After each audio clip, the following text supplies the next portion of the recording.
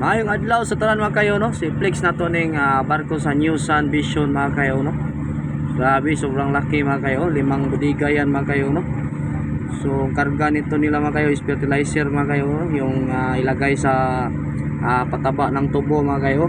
So galing po to ng Vietnam mga kayo no.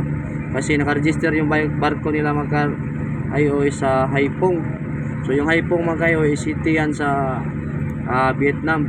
Yung capital city nila yung Hanoi no. Hindi yan capital city yung Haiphong. City lang yan sa Vietnam mga kayo. So ito galing po to sa Haiphong yan no. Grabe, sobrang laki mga kayo no.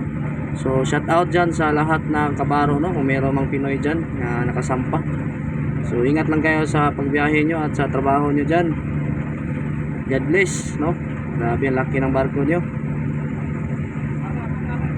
Yan. At yun lang mga kayo. Salamat sa panonood no. At God bless. Ingat lang tayo palagi. Bye bye. Ay